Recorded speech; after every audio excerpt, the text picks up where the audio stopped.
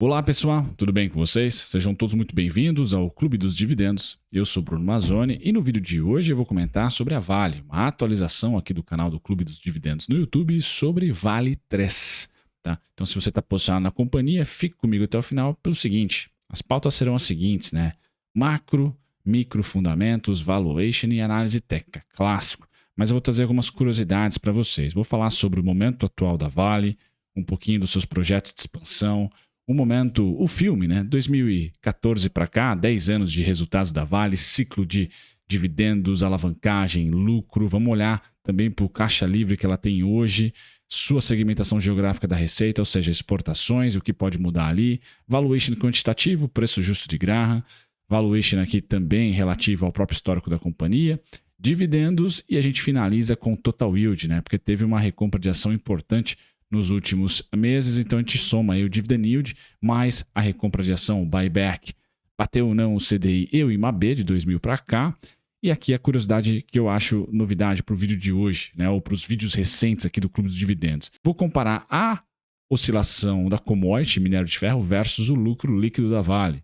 Vou comparar a Vale, ações, cotação, com a oscilação do lucro líquido também. E aí, por fim, a gente vai ter a análise técnica atualizada para você que quer saber os pontos, os preços específicos, a oscilação que eu espero para a Vale neste miolo, né, de primeiro para segundo tri de 2024. Sim, pessoal, falo com vocês dia 19 de fevereiro. Já estamos no dia 19 de fevereiro. Demais, né? Passando muito rápido, mas agora o disclaimer está na tela e eu já falo para vocês. Pessoal, seja muito bem-vindo ao Clube dos Dividendos. Eu sou o Bruno Mazzoni, analista CNPI técnico, e todos os dias aqui no YouTube, via Clube dos Dividendos, eu posto um conteúdo sobre uma tese de investimento. Hoje é a Vale, amanhã pode ser Petro, pode ser a Pets, ações que também não necessariamente pagam dividendos ou estão em setores interessantes de dividendos. Então é Clube dos Dividendos, mas é bem inclusivo aqui. Deixe um comentário com uma sugestão e se você gostou dessas pautas, macroeconomia, dividendos, bolsa de valores, tese de investimentos, considere se inscrever e ative as notificações, pelo menos uma vez por dia. O YouTube vai te avisar dos vídeos aqui do clube.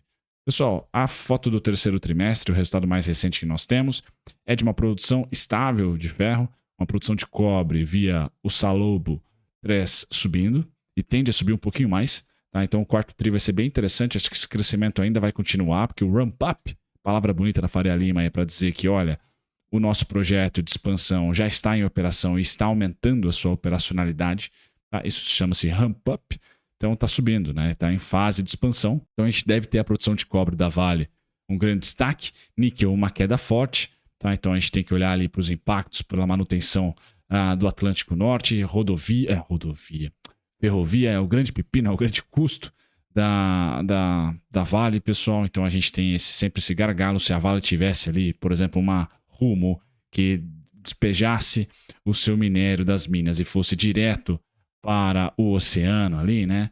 Para o offshore, a gente teria com certeza os custos da Vale muito menor, muito ainda é feito em rodovia e tanto as ferrovias não são ali de certa maneira retilíneas, né? Então a infraestrutura para a Vale não é brincadeira, mas mesmo assim ela é extremamente atraente, tá? Extremamente competitiva, o seu minério de ferro no globo, mas essa é a principal foto do terceiro trimestre, estabilização na produção de minério, crescimento do cobre e queda na do níquel. Alguma coisa para cornetar aqui, pessoal? Não, eu acho que não. Acho que ela conseguiu surfar a reabertura da China, os preços surfaram isso, e no terceiro trimestre foi meio que um flat, né? Não tivemos grandes insights aí, ou grandes números chineses, e a Vale também começou a estabilizar a sua capacidade para o ano. A gente já vê logo no resultado, tá? Projetos estratégicos para expandir a produção e qualidade do minério de ferro. Então tem pipeline sim, é gigante, vai ficar mais. Então temos para o quarto trimestre de 2024 esse ano, Vargem Grande, tá? Depois Capanema, segundo semestre de 25, tá? E termina com S11D, tá? Segundo semestre de 2026. O S teve uma notícia relevante, deixa eu ver se eu não estou enganado, teve assim, questões pontuais de engenharia no S11D e viga mais apagão no Brasil. Então nós tivemos um problema na operação da construção, tá? Isso de engenharia ali para a construção da próxima mínima aqui, né? O S11D, mas já retornou. Então o quarto trimestre é legal também na parte de videoconferência, olhar como é que está o andamento e a recuperação dos pepinos que aconteceram no S11D. Tá? Vale, pessoal, no filme, que eu quero mostrar para vocês com esse slide clássico aqui do Fundamentei, é a geração, é o estoque de caixa livre que ela tem. Então nós tivemos ali 2021, nós vamos olhar para o minério de ferro para tentar justificar esse super resultado da Vale, tá? 121 bi, tá? Em 2021, e nós tivemos uma geração de caixa ali, um estoque de caixa livre de 109 bi. Desses 109, 73, tá? Foi para dividendos. Tá? O que naquele momento, com um super resultado, foi somente, entre aspas, né, 60% de payout. Tá? Mas depois ela teve, né, a rebarba aqui e o ciclo de baixa nos seus fundamentos, retornando, né, para os seus 50, 48 bilhões é o resultado até o terceiro dos últimos 12 meses, sem contar o quarto tri. A gente deve ter, pessoal, um fechamento de 2023 muito parelho, tá? Com essa projeção aqui, talvez até um pouco menor, tá? Porque essa projeção ainda conta com o quarto tri, perdão, de 2022, beleza? Mas é um resultado que vai ser necessariamente menor do que 2022, e isso a gente já começa a ver aqui o estoque de caixa livre entrar na casa abaixo dos 30 bi. Tá? Então o estoque de caixa livre ele já volta a patamares de 2018, 2019, certo? Então a estabilização, quando eu falo para vocês nos vídeos aqui da Vale que eu espero estabilização do dividendo a partir de 2024, é por isso, pessoal. A empresa deve agora dar uma segurada, então a gente já vê um payout aí de 35%, 40%, deve dar uma segurada nessa gestão de estoque, porque ninguém sabe se vamos ter um crash ou se vamos ter uma aceleração da atividade econômica global. Então é interessante para a companhia manter, tá, acima de 20 e abaixo de 30, talvez ali, um FCL CAPEX, tá? Com isso, a sua condição de caixa fica interessante, fica legal, e ela consegue remunerar os acionistas de certa maneira idêntica ou muito próximo ao longo dos próximos anos. É isso que eu imagino. Próximos anos nem tanto, né? 2024 e 2025, né? Os próximos 24, 12 a 18 meses eu acho que seria o mais correto, tá? Então esse caixa livre remonta aqui a pequena queima, né, de caixa que ela fez no terceiro trimestre com as remunerações. Então ali teve um pequeno, para ela pequeno, né? Um bi é pequeno, tá? Porque ela fez recompra de ações mais dividendos, tá? E com isso a geração de caixa dela no terceiro trimestre foi queimada ali em cerca de 961 milhões. Tá? O que eu quero trazer para vocês aqui, pessoal? Algum perigo? Não. Mas as multas que ela muito provavelmente vai pagar a mais do que o mercado esperava, vão ser problemas para a viabilidade da Vale? Não acho. Tá? Então pode ser um momento ali de ruído para a oportunidade. Tá? Mas de fato aqui se vai aumentar o que eles chamam erroneamente, na minha opinião, de despesas, né? Mas enfim, como é chamado isso na contabilidade, despesas com Brumadinho, tá? Se vai aumentar ou diminuir, Mariana, aumentar ou diminuir. Pessoal, isso a gente não tem controle como investidor. Acho que tampouco eles como empresários, né? Mas não vejo isso ferir a companhia de maneira alguma, né? Se caso vier um número mais gordo do que o mercado espera, tá? Ou alguma compensação diferente do que o mercado espera, vai ser ruído para quem investe para longo prazo. Para o curto prazo, eu já chego no gráfico já. Tá? A Vale tem 51% das suas exportações ainda para a China. Isso pode mudar. Pessoal, a gente pode ver, de repente, a Vale abraçar mais nações asiáticas ali. Indonésia pode ser uma grande competidora, pode ser um grande destino, tá? Caso a Austrália não consiga suprir com a demanda desses outros grandes que crescem, né? Dentro daquela região, tirando a Índia, que também é uma exportadora, né? uma produtora de minério. Tá? Então, China principal, 50%, Brasil 9,4%, Japão 8,1%, Japão entrando em recessão técnica, Estados Unidos 3,7%, Alemanha também entrando em recessão técnica, 3,5%. Então, assim, não está fácil o mundo para minério de ferro. China tendo um crescimento muito mais voltado para a demanda de serviços do que de infraestrutura e manufatura em 2024, fim de 2023/2024. Então, talvez minério de ferro não seja um call tão claro, tá, para o curto e médio prazo. Tá? Pessoal, falando dos seus múltiplos, só quero chamar a atenção aqui do PVP, 1,6, 1,56. Tá?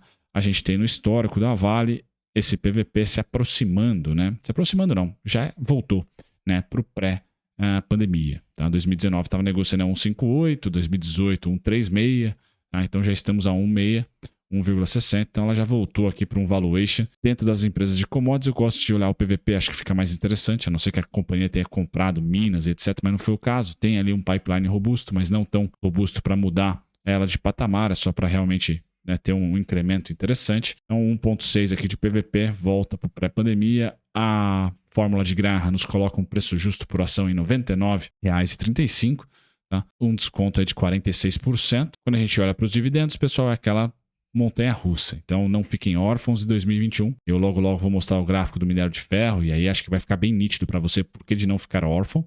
Tá? A gente tende a ter 2024, pessoal, menor do que 2023, mas 2024 tende a ser o benchmark. Tá? O momento que eu vejo de lucro e também de dividendos é o momento ali entre 2012, 13, 14. Tá? A gente tem uma certa estabilidade aqui nos dividendos, é isso que eu imagino para 2024 e 2025. Tá? Se vai ficar acima dos 5,50, dos 6, pessoal, eu acredito que eu não especularia que sim. Tá? Eu não especularia que sim. Eu olharia mais para os 4 alto, tá? 4,80, 4,50 seria ali essa pegada. Vamos supor que esteja 4,50, tá? Os dividendos da Vale para o ano, seria R$ 75,00 de preço teto, tá super tranquilo. Tá? Hoje a companhia negocia R$ 67,70. Então, assim, mesmo eu pessimistaço aqui, colocando para baixo, 4,50, pessoal, a gente ainda tem, tá, um preço teto super robusto. Você que está na casa dos 5,50, por exemplo, líquido aqui, tá bom, pessoal, já descontado 15% JCP, vai para 91. Isso sem contar a possibilidade de uma retomada de recompra de ações. Tá? Então, a Vale, por isso que eu coloco aqui esse gráfico do Total Yield, né? Ela chegou a ter 26% em 2021.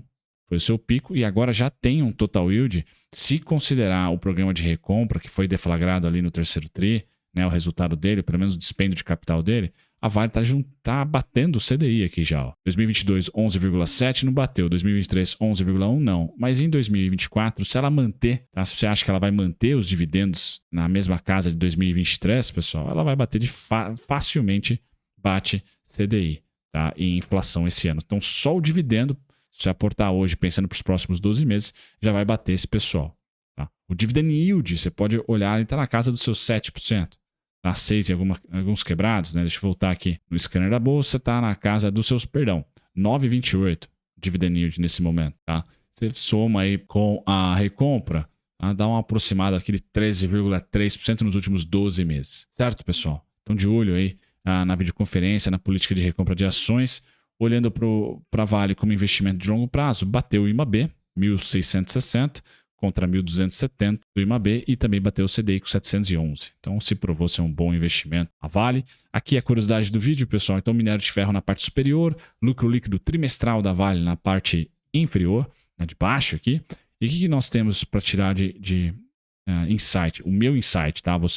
Eu posso até postar esse gráfico no Telegram para vocês analisarem por conta. Mas o que me parece ser insight, eu poderia ter colocado uma setinha aqui também, é que a Vale, para capturar um movimento de alta, por exemplo, do minério, ou de baixa, há necessidade do minério, esse é um gráfico mensal do minério, tá? Há necessidade do minério, pelo menos, pessoal, performar entre 6, vamos colocar 5, entre 5 a 8 meses direcional. Então, para capturar a queda, de 5 a 8 meses de queda. Para capturar a alta, de 5 a 8 meses de alta. Porque acho que os contratos e as negociatas não são tão ágeis nos reajustes para capturar movimentos mensais ou bimestrais ou até trimestrais da commodity.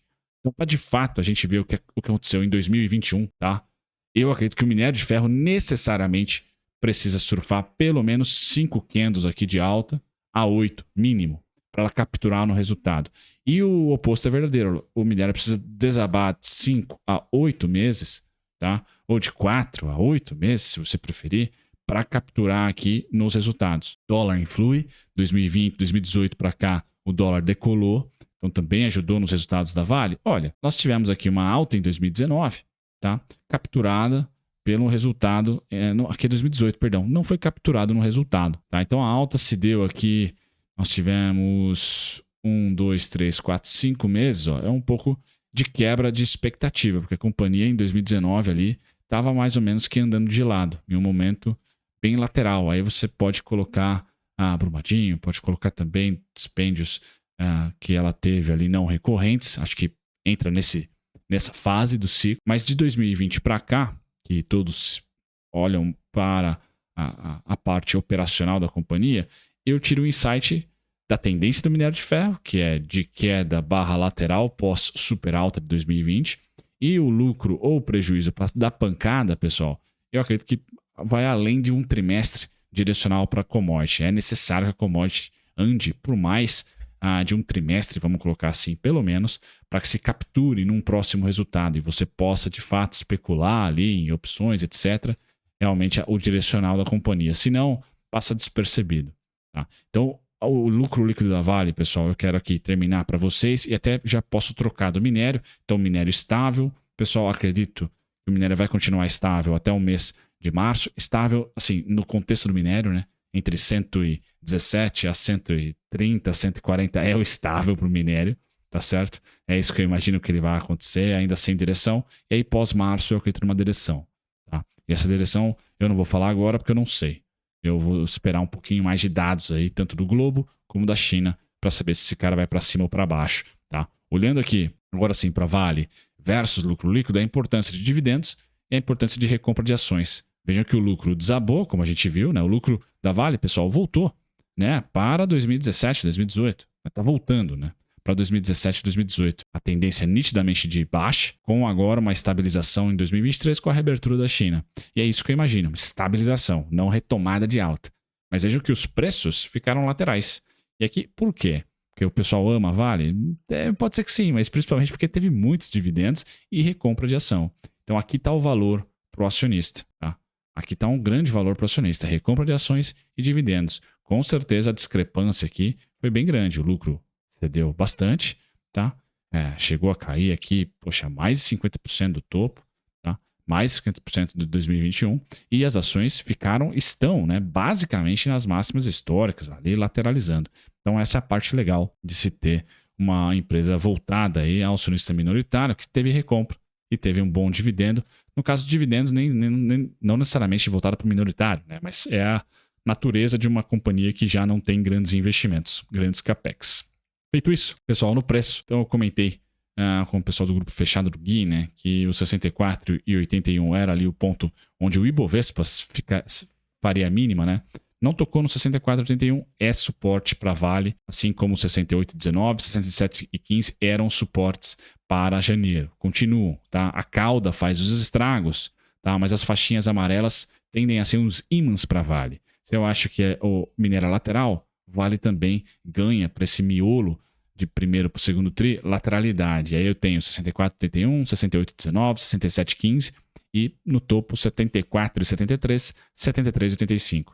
Então acho que faria sentido para mim olhar a Vale um resultado ok do quarto tri e as ações lateralizarem dentro desses dois, entre aspas, extremos. Tá? E aí a tese para o segundo trimestre / terceiro trimestre, a gente pode apostar num rompimento falso, aqui no 78,79 para vender, ou um rompimento falso para comprar, e aí um pouquinho mais abaixo. Né? A gente vai estar de olho lá num crash, olhando ali, não olharia para o 60, olharia mais para o 55 aqui. Certo, pessoal? Por hora, fico com a faixinha amarela aqui como os principais pontos e tentando elucidar para você, acionista da Vale. Tá? Espero ter ajudado vocês, pessoal. Um grande abraço, até o próximo vídeo.